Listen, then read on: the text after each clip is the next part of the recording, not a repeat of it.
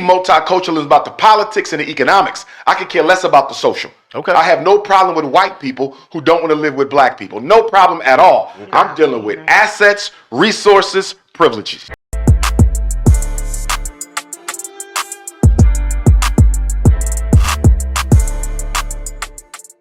Multicultural to me is a spectrum. Okay. So when you said that, you focused on one situation. So when you say multiculturalism is not the way for black people, what if you love who you love? You always that ain't got say, nothing to do with it. Well, we're talking about political, economic empowerment. Okay. But it's still on that spectrum. Okay. You see what I'm saying? But if we're going to be multicultural, then let's multiculturalize the money. Let's multiculturalize the banks. Let's multiculturalize the land. Let's multiculturalize the assets. Let's multiculturalize the political power. When we have conversations about multiculturalism, it tends to be limited to social integration. Can we go and sit at the park together? Can I go sleep with a snow bunny? You understand? Can my child get enrolled at a white private school? That's right. We're not talking about that. You understand me? Charitable inclusion. We're talking about meaningful economic and political empowerment for blacks. If America is as multicultural as she claims to be, and we are 12 to 17% of the population, why don't we own 12 to 17% of the wealth? You understand me? I got you. For me, multiculturalism is about the politics and the economics. I could care less about the social. Okay. I have no problem with white people who don't want to live with black people. No problem at all. I'm dealing with assets, resources, privileges. With that question, whose job is it to let us as black people know where the resources are?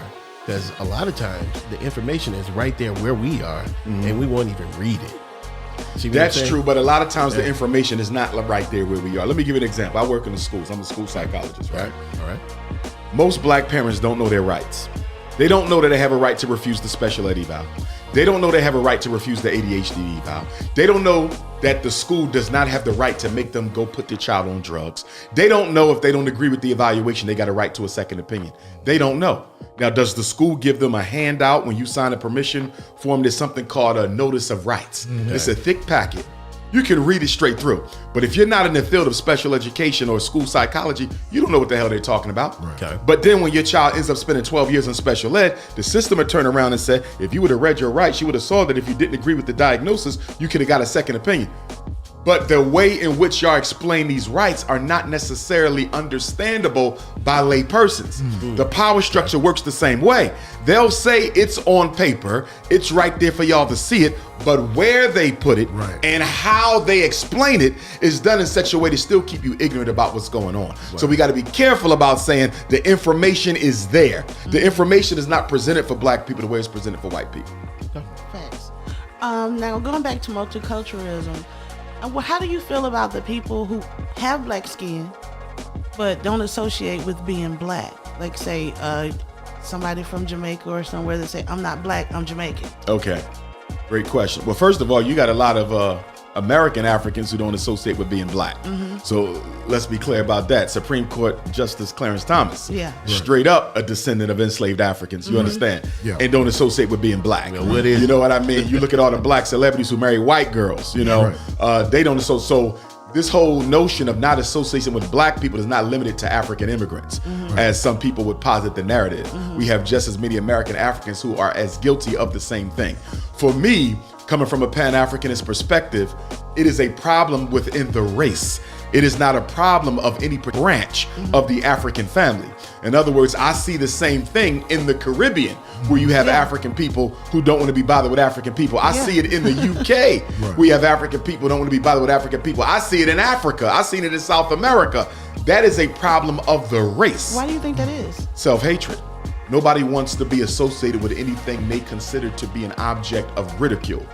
Black people will always be scorned by everybody, even our own people, until we make ourselves an object of respect. And we cannot make ourselves an object of respect by begging white people to solve our problems.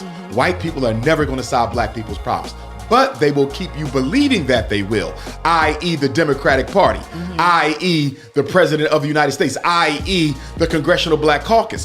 Hope is a very, very powerful weapon against oppressed people. because oppressed people tend to rely on external intervention more than other folks.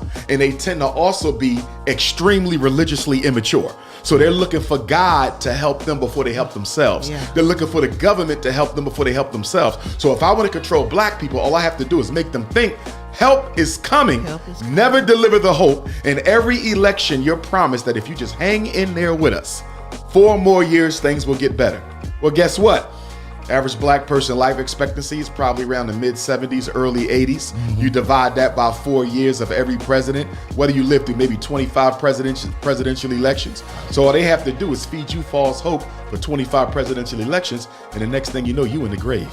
And that's one of the strategies of white supremacy to keep black people from solving their own problems is by making you think hope, change is coming if you just keep hope alive. As Jesse said, keep hope alive. And How do we combat that? I asked this question last time you was here. Like, how do we galvanize blacks to get on one accord to, think it's the same way to get off the plantation from being democratic or anything that, of that nature? Like, what are some of the things we can do to galvanize the people as a whole to give them, incentive or maybe even hope at the same time? Here's the big problem with that, and that's a very good question you asking, my brother. You got a couple issues. Number one, black people approach all of our problems from the perspective of religion.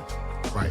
We do not approach our problems from the perspective of political analysis. We are not deep critical thinkers. Right. Our decisions are made on emotions. We shop based on emotion. We marry based on emotion. We vote based on emotion. We kill each other based on emotion. So what you're saying is let's take a logical, critical, intellectual analysis of what's going on with black people. Deep thought and analysis is what we need. Black people don't solve their problems like that. We have been brainwashed by black religion to use our imaginations and our emotions. And that's exactly what the power structure uses to keep us hooked into their agenda. That's the problem. Black people don't want to think. We want to feel good. And anything that makes us feel good will get our loyalty. So what we have to do is we have to separate out black people who are ready to think from black people who are only interested in feeling How better. do you move all of that around? I think it's the generation. You think it's generational? You know what I'm saying? Because I don't think the younger generation is attached to religion, such as our parents. They're not, but they are more attached to multiculturalism than the parents were. So whereas the weakness of the elderly generations is their religious situation, the weakness of the youth is their multiculturalism. So if we look at the 1960s and compare that to the black college campus today, if you went to the college campus in the 1960s, black or white, Stokely, Panthers, SNCC, CORE, right? Active. It was all about black issues. Right. Go to a college campus today, we fighting LGBT, we fighting the environment, we're fighting for multiculturalism, we're fighting to get more blacks in the Republican Party.